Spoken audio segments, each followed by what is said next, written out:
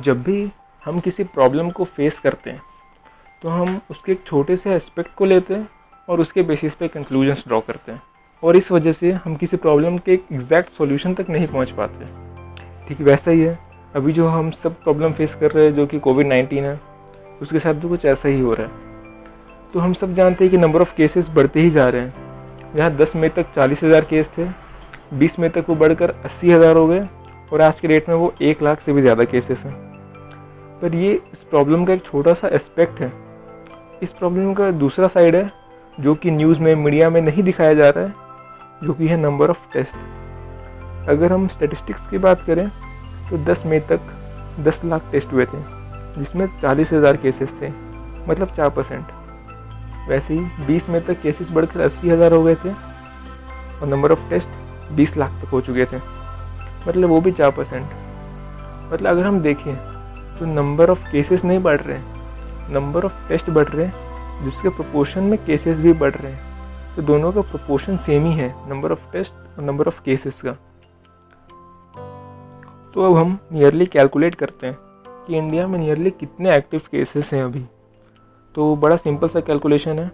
India के total population का 4%, तो 130 करोड़ का अगर हम 4% करते हैं तो वो हो जाता है 5 करोड़ 20 लाख, तो नियरली 5 करोड़। तो अब ये कैलकुलेशन भी उतना एक्यूरेट नहीं है, क्योंकि बहुत सारी जगह ऐसे हैं जहाँ केसेस बिल्कुल नहीं है। इसलिए गवर्नमेंट ने red zone, orange zone, green zone, ये जोन्स बनाए हैं।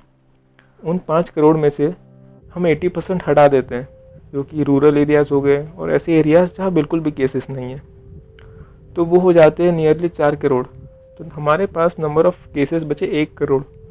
तो ये सुनने में बड़ा भयानक लगता है कि 1 करोड़ केसेस इंडिया में हो सकते हैं और होंगे, और क्या पता वो बढ़कर 2 करोड़ हो, 5 करोड़ हो, जितने भी हो सकते हैं।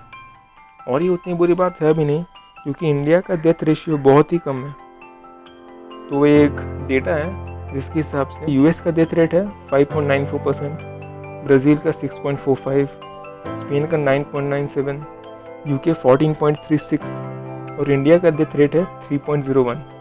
तो हम देख रहे हैं कि इंडिया का डेथ रेट बहुत ही कम है।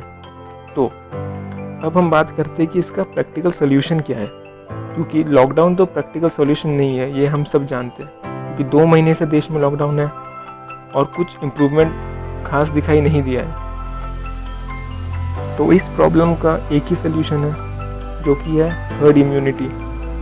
और जो लोग नहीं जानते हर्ड इम्यूनिटी के बारे में, मैं ब्रीफली बता देता हूँ।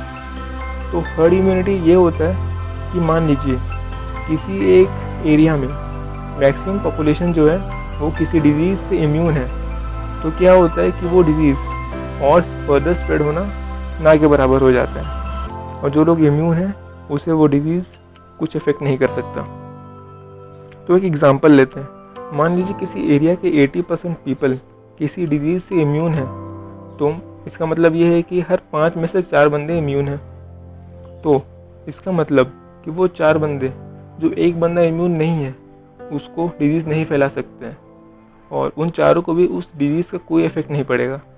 तो हम देख सकते हैं कि जो डिजीज़ है उसका स्प्रेड बहुत कम हो जाता है ऐसे में। तो अब बात आती है कि हर्ड इम्यूनिटी को अचीव कैसे करें।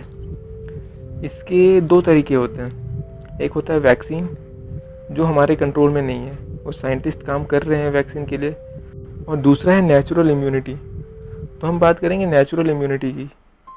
तो नेचुरल इम्यूनिटी आती है जब किसी एरिया के मैक्सिमम पीपल किसी डिजीज़ से रिकवर कर जाते हैं, तो वो उस डिजीज़ से नेचुरली इम्यून हो जाते हैं और उस डिजीज़ का फर्दर स्प्रेड भी बंद हो जाता है। तो जैसे ही हमारे इंडिया में हमने कैलकुलेट किया कि नियरली 1 करोड़ केसेस हैं, तो उतने लोग अगर रिकवर कर जाते हैं, क्योंकि हमारे कंट्री का डेथ रेट बहुत कम है, तो बहुत सारे लोग रिकवर करेंगे।